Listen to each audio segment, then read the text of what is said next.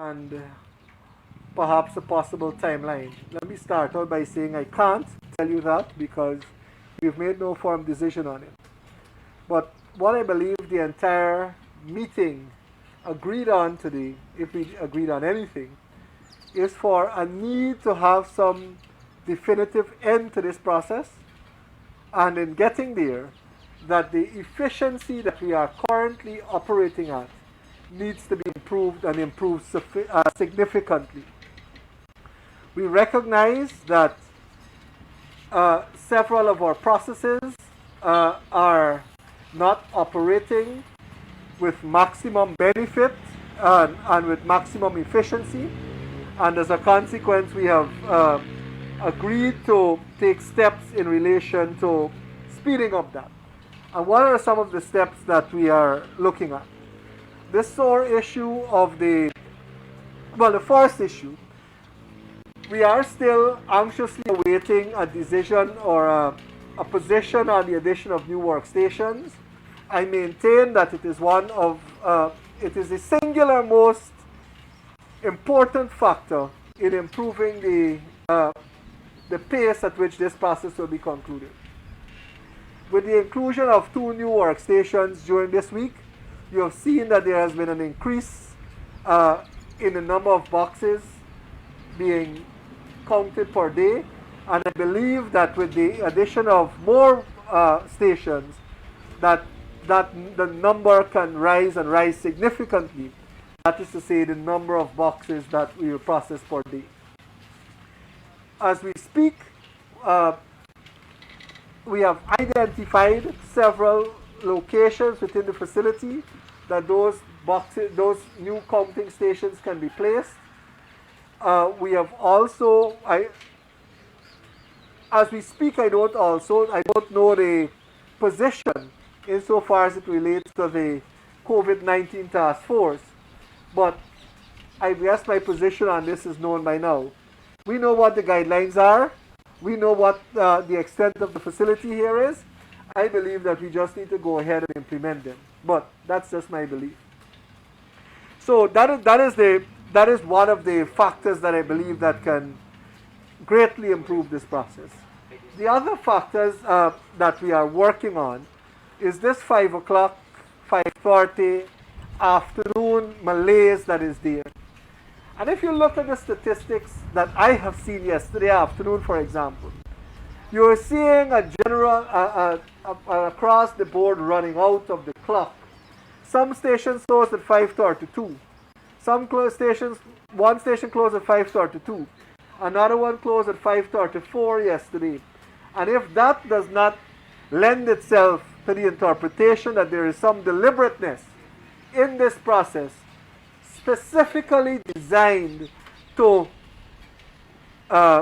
waste that next hour and a half that is available in the afternoon and not do another box, then I don't know what other evidence we need to show that is so. And you see the general sloth in that afternoon process to run to that time so as to not have a thing. In that regard, what we are trying to do this afternoon, and I've undertaken, myself, other commissioners who avail themselves, and members of the Secretariat will go close or just around 5 o'clock or thereafter, station to station, and look at the efficiency and the process that they are doing with a view of ensuring that the maximum efficiency is being generated at that time so that at least one other box can be assigned, or one or more other boxes depending on size and time and etc., to make use of that time in the afternoon. Because every day that you lose an hour in a station, multiplying it by the number of stations across, you're losing almost 1 work day per station. And that cannot lend well to our efficiency. In relation to other methods that we are looking at to speed up the process, we are looking at identifying by now. We've been almost 3 weeks in this process. We are looking at identifying the best practices that are emerging within stations, Obviously, you have persons or teams that will be more efficient than others.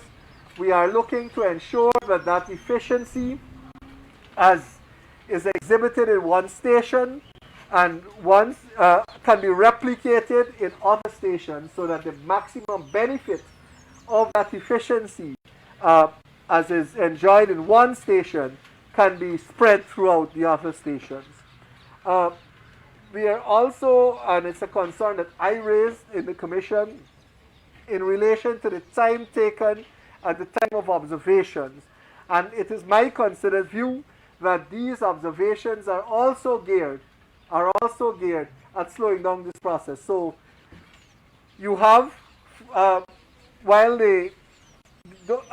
those observations come in such a manner that delay the process. You've had some, in some cases, 107, 108 names or serial numbers who are being asked or inquired about.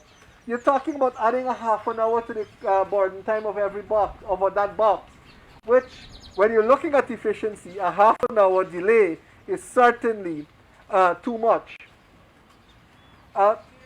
So in terms of speeding up the process and all of that, the close of play activities, like I just spoke about, the necessity for new stations, the allocation of those stations, and all of those.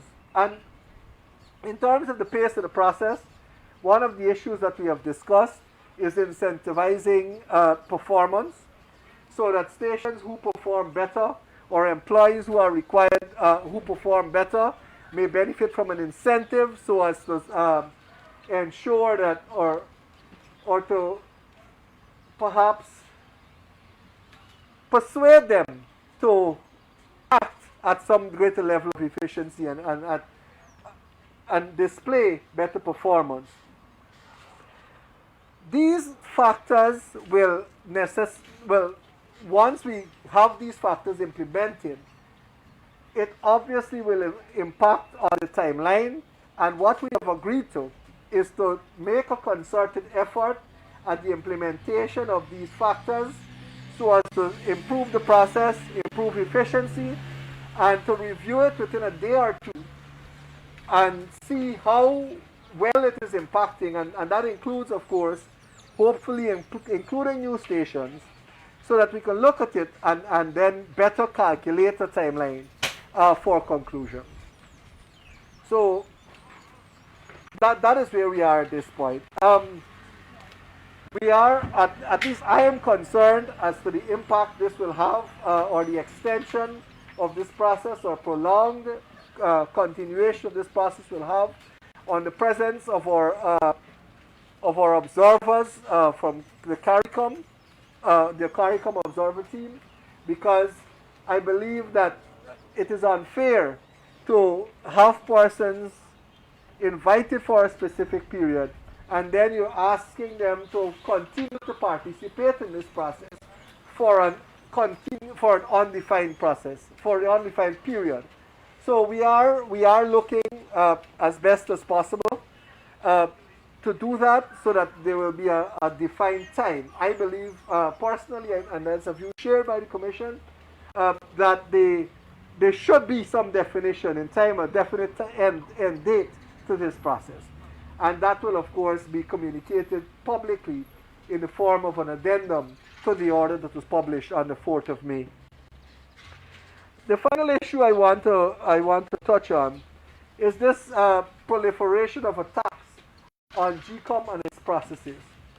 You're hearing, particularly from one stakeholder, repeated and continued attacks on the work that GECOM has done.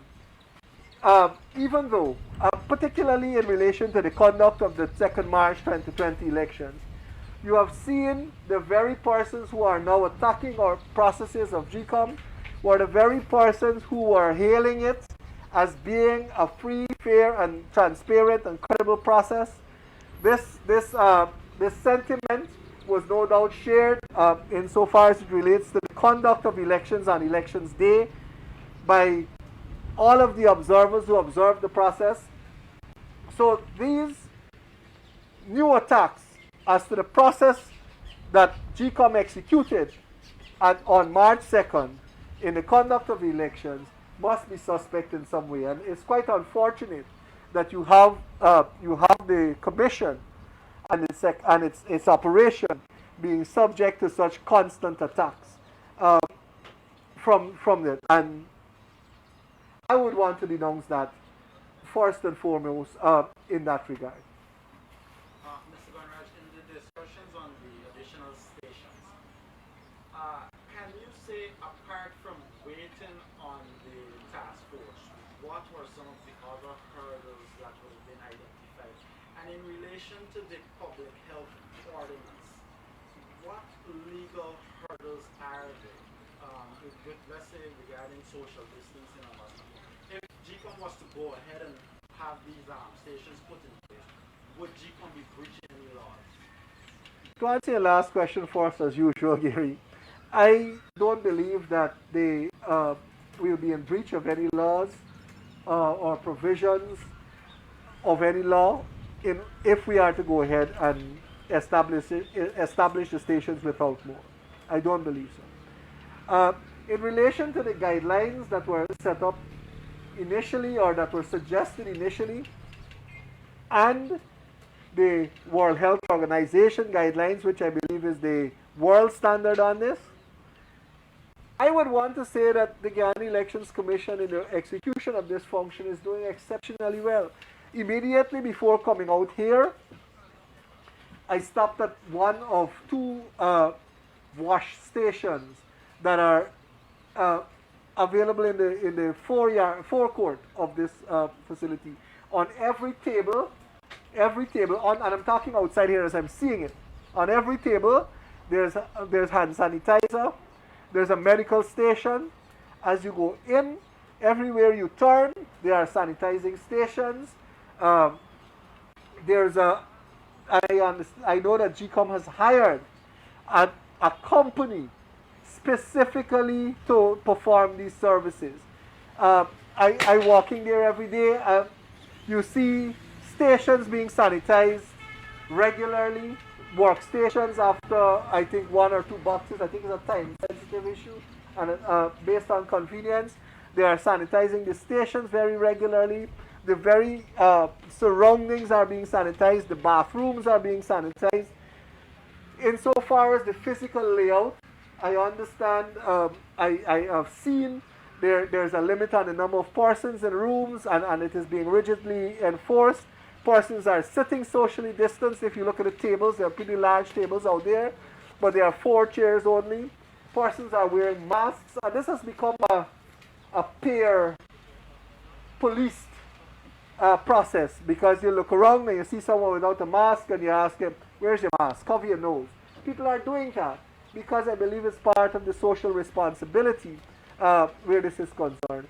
So it is being done. I want to say that we are following the guidelines and perhaps are in effect exceeding those guidelines. So there's nothing stopping us from putting in 2 new stations this afternoon. I know GECOM would have said, or the Secretary rather, would have said that there is enough resources to ensure the exercise is completed. Can you say, as a commissioner, what a day this exercise is costing? I can't. Well, I can't. I don't. Has the Secretary given an indication as to how much it would cost? No. In No. drafting the plan? No, it was not a costed plan, and as we speak, I've made no inquiry in relation to the cost of the execution of the exercise, and It was not a costed plan? it's not a costed plan, meaning Meaning the Secretary never envisioned a budget? I have no doubt that the Secretariat might have envisioned a budget. I'd hope so, but in terms of that information coming to the Commission, it was never requested and it was never discussed.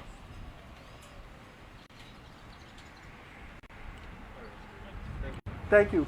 Working tomorrow? Yes, we are.